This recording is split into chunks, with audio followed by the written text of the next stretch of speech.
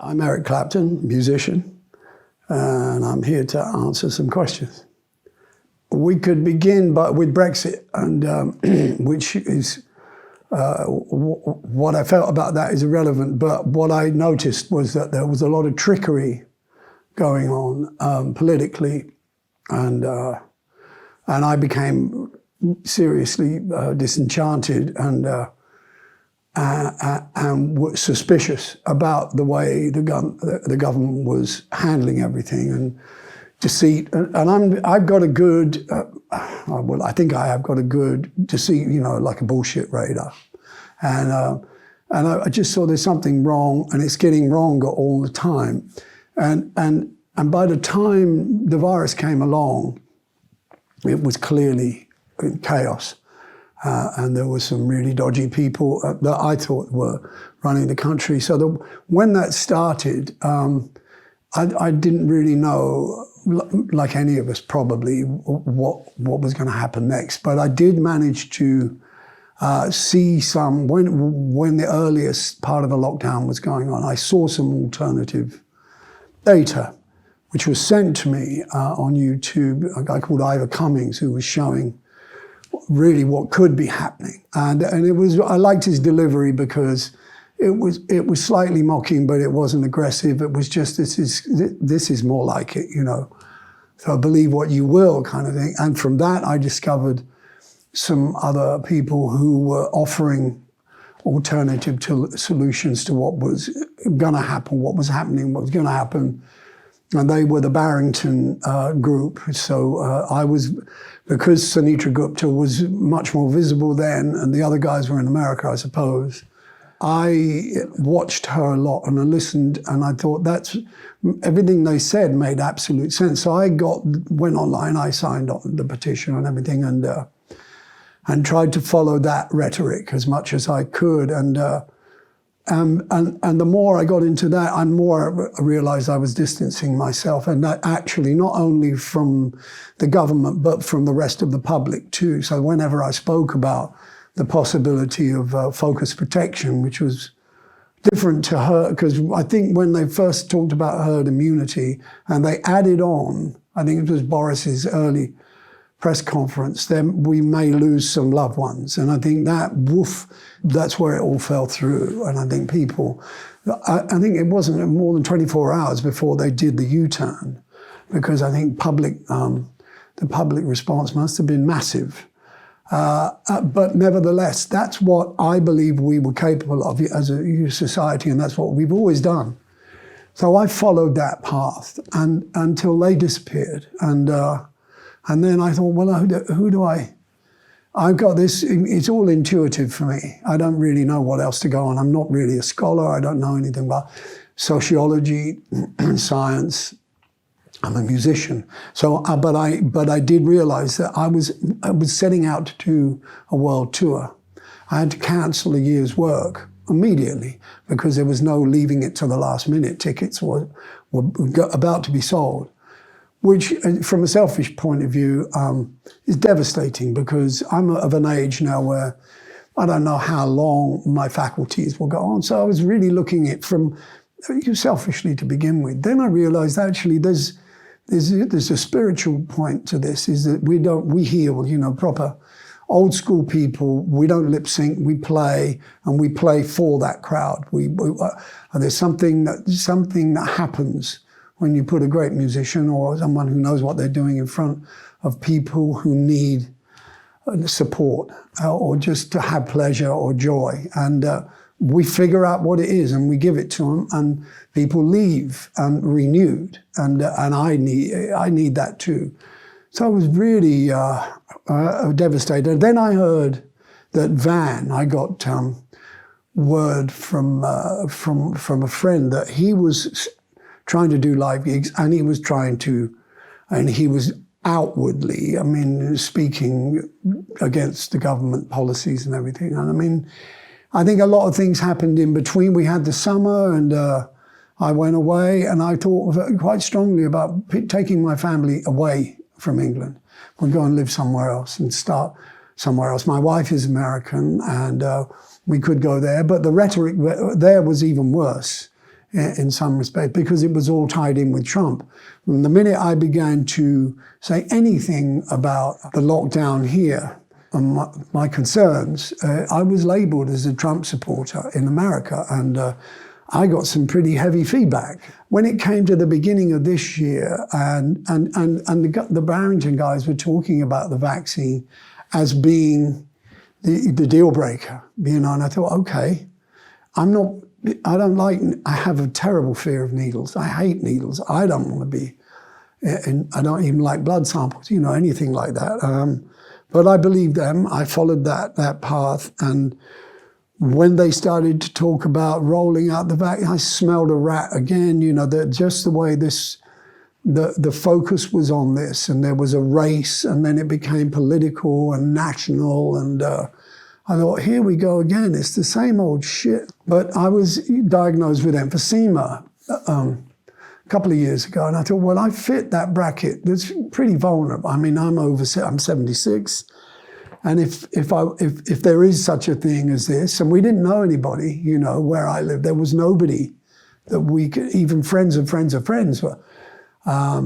It was thin on the ground. I thought, well, I ought to have this vaccination for my kids, you know, just so that I don't want to drop dead on them, or I don't want them to lose me. I don't want to lose them. All these the normal natural responses, I think. And then so I went and I got the notification you can come and get, and I was holding out for AstraZeneca because it came from Oxford. And so, you know, I'm pretty naive about this stuff. And I thought, well, that's, and also I'd heard that it was old school method of inoculation. And I went and had the jab, and I got a little green, like a library card, and I thought, well, that's what I'm going to show the people when I get on the plane.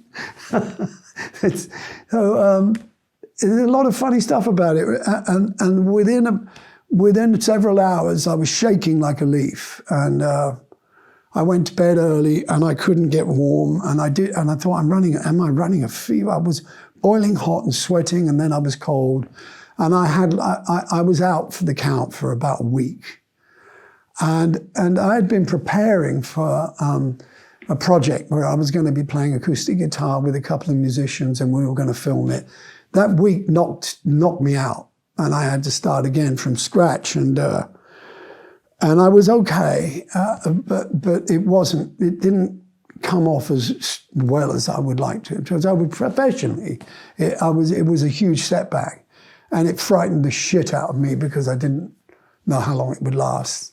I then started to find out more. And it was about that time that I ran into somebody. So I said, well, here's my number. We swapped numbers. He was on Telegram. So I contacted him, and he told me about a channel where I could find lots of information and a lot of support.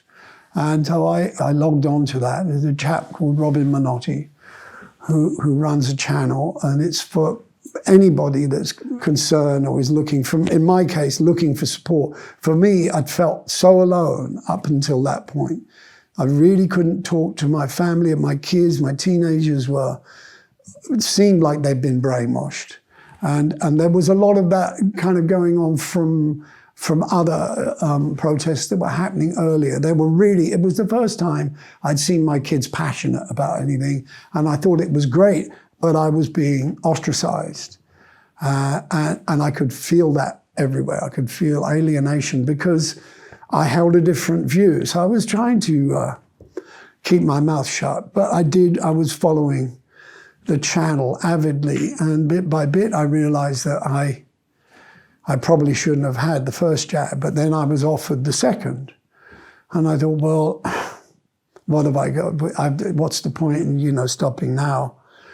So I went and had the second, and then it got really bad. And within about a week, I had lost, my hands didn't really work. I suffer from a condition already called peripheral neuropathy, which is nerve damage pain, really, which means that, I can get numb or pins and needles. When I had the second jab, that was, and they do say that condition, by the way, is progressive and it's incurable. So I had expected it to be, it's manageable. I expected it to be something that would gradually grow worse as I got older, into my 80s or whatever. But always, you know, I could get some ice pack or whatever, it would be fine. This ramped up from, on a scale of 10, say, from 3 to 8 or 9. Agony and chronic pain is not, you know, when you know that nothing will work, there's no medication you can take that will help, is very, very frightening. And the worst thing is you don't know when it's going to wear off or when it's going to go away. So that was, you know, that was what frightened me the most, medically, health-wise. And it still does, because you know, I have gigs to do, I have recording work to do, but I can't, I mean, to touch the guitar, to play the guitar is not fun, and it's something I do, you know, then when I put it down, it's there until I go to bed, and I take sleeping pills because I can't sleep because of the pain, and it's not a good way to live. But, and it's not all due to the vaccine, but the vaccine took my immune system and just shook it around again. And that's still going on. So, and then I read, you know, a lot of the evidence that I had been reading about with people that were having adverse reaction. That was on the list, was, you know, damage to the immune system. Do you feel like you were made aware of those risks beforehand? Oh, God, no. God, no. I didn't even know there was a yellow card report. I didn't know there was any such thing. My doctor said, oh, you should, my GP here in London said, because I had to get it done on NHS with an NHS doctor that I've known too from in the country for a long time.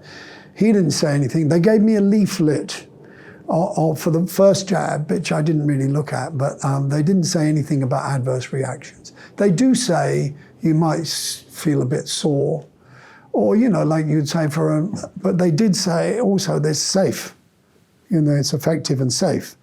And I called the NHS doctor after the second jab, and I said, I've been told there's a yellow card system where I can complain about after effects. He said, yes, they still go, because I told them about, and he said, well, I'll fill in the report and send it. I never saw a yellow card. I mean, apparently stays with the doctor, but I didn't, you know, that stuff was not made known.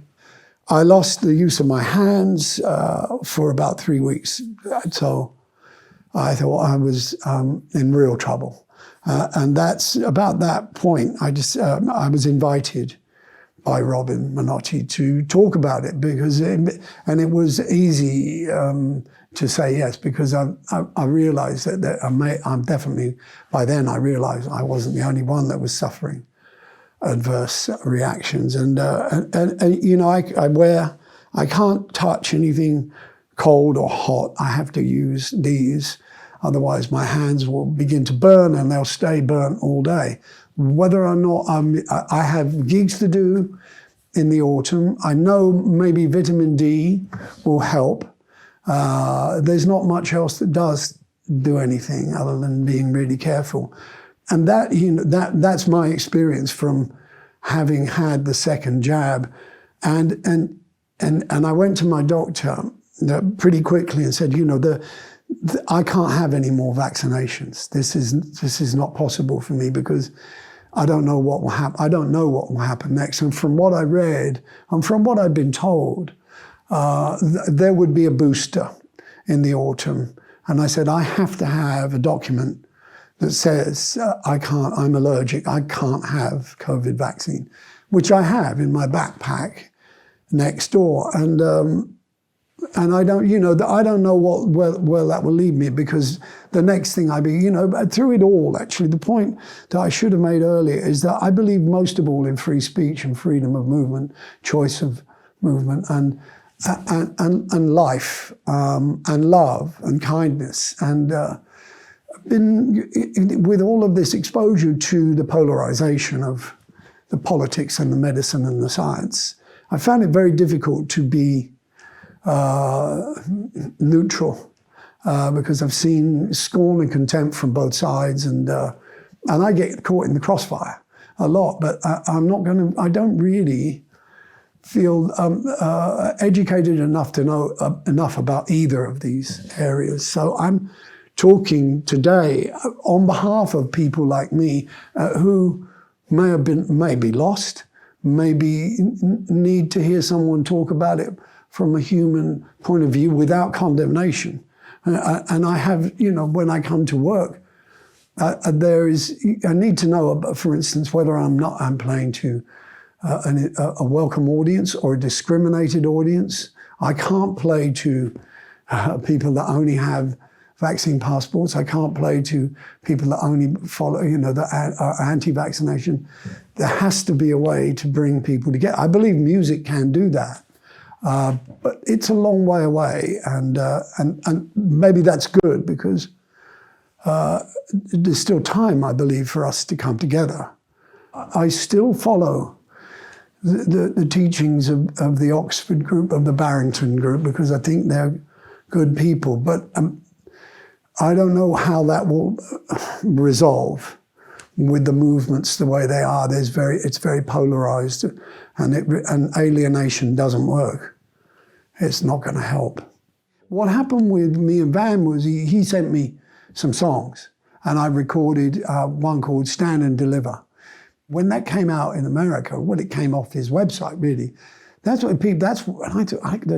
flack I got, I didn't understand. And I was trying to say, well, this was against the UK government. I don't know what's going on over. Van, he's going to plow right on. When I heard the next couple of things that he put out, I thought, my God, this man is fearless. And I would love to be fearless, but I'm not. I'm really, I've caught this anxiety syndrome. I have it bad, and I don't have it as bad as I had maybe 2 or 3 weeks ago when I was devoutly following the 6 o'clock and the 10 o'clock news or talk radio, or trying to find someone who's speaking a language that I can identify with. But now I've stopped watching TV.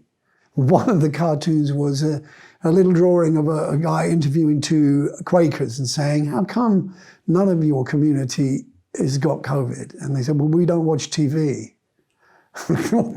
It's so true, man. There's so much of the sickness is in our heads now.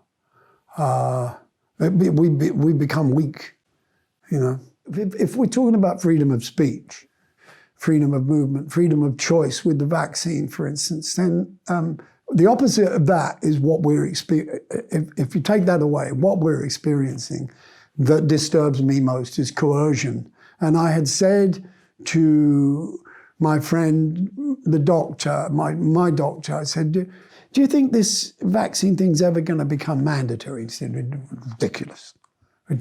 They could never pull, they'd never pull that on. I thought, well, I got a funny feeling, and bit by bit, it's that, and to see celebrities, especially what really got me was ethnic minority celebrities guilt-tripping their own community. That broke my fucking heart. That made me so angry.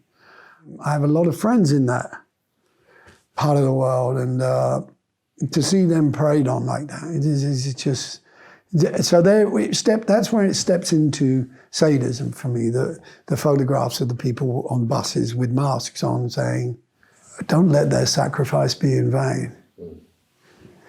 Phew, that's bad, It's very dark, it's very dark.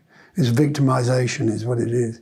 I was reading 1984 all through this, and there's something he says, how do you have full control over people? And he said, fear.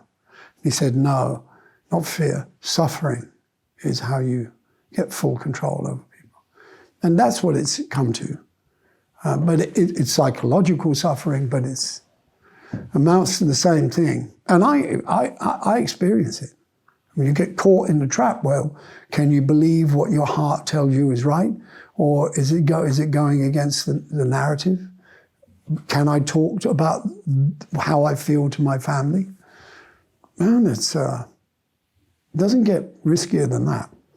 When I made that little statement, I was pleased to see that it went around without too much flack. I did get some flack from the people I least wanted to get flack from, but that fed, I get it.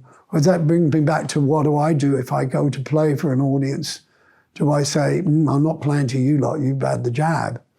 And to be honest, and most of my audience will be comprised of 60-year-olds and older. And if those people haven't had I don't know how they will have held out. So that has to be something that is acknowledged, forgiven, whatever. I don't think it's like an act of betrayal. I was asked to do a private gig in the Caribbean after not playing for a long time, and I was in bad shape, recovering from the second jab. And I had to fill in this government questionnaire because I was going to work again. And at some point during this, I had my phone, and my assistant was showing me how to do it on my laptop. And on my phone, this app appeared, and it said, DigiID. And I thought, what the fuck? They can't do that. You can't make me buy an app, the government app, and I deleted it. But then I thought, now this is where it's going to stop. And that's what Van says. This is going to stop, and I agree. I agree it's got to stop. But where's it coming from? Why aren't more people Fear. speaking out? Fear. Of what? Reprisal. I've been around a long time, and the people that I would probably come to see me play will come to see me play. They've seen me play drunk, they've seen me play sober, they've seen me do irrational things, behave badly, and they come for another reason. So I'm quite secure. My fear is about what will they do to my children. My fear about vaccination is what will it do to my children. Part of the reason, maybe the biggest part of the reason why I'm talking here today with you, and that is, they may go ahead. There's no way I can stop them once they've turned 18. That's their choice. I think they see it as a short-term problem. That they want to go to the Med or they want to go to another country. There's something to do. You just got to do that to get clearance. I don't think they, to talk to my daughters about they may not be able to have kids, they don't probably care. At that point in time of your life, it's not an issue.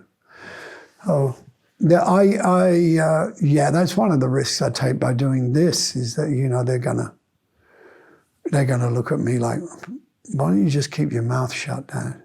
I tell you, the best bit about it for me is that I might be becoming a nuisance for those guys. I'd love to be an annoyance to some of them that sit around that table.